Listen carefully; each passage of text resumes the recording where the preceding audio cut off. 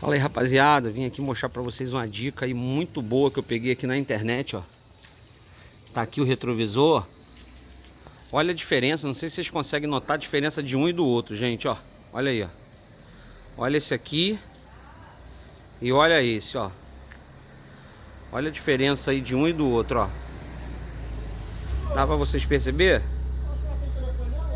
Aí, ó. Ó. Olha esse aqui como é que ficou, gente, ó. A dica é o seguinte, tá? Eu vou fazer no outro também pra vocês verem. Vai ficar igualzinho a esse. Vamos lá, vou ensinar vocês aí a fazer esse truque aí. A dica é o seguinte, galera. Primeiro passo, você vai precisar dessa pastinha aqui, ó, tá? De engraxar e de uma escovinha de dente, beleza? Então vamos lá. Aí, pessoal, aí vocês vão pegar agora e vão passando assim, ó, movimento circular, tá, gente? Ó, passando a graxinha. Dá uma limpadinha antes, se você puder, tá? Ó, movimento circular.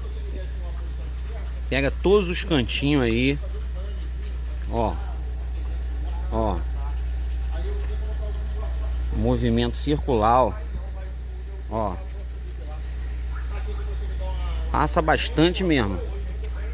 Ó. Passa bastante, galera. Ó.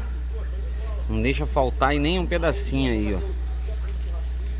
Já vem com a terceira parte que eu vou fazer esse vídeo bem resumido pra vocês, tá?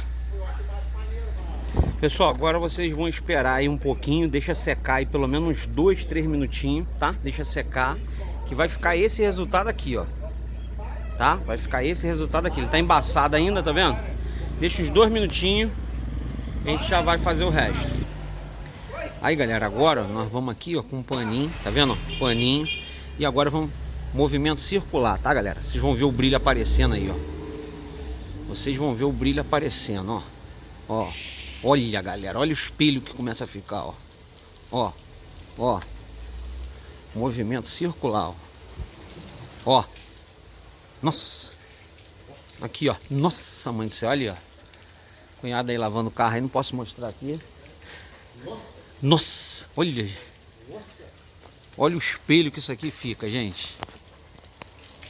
Rapaz. Olha isso. Olha isso, pessoal. Olha lá. Olha o brilho.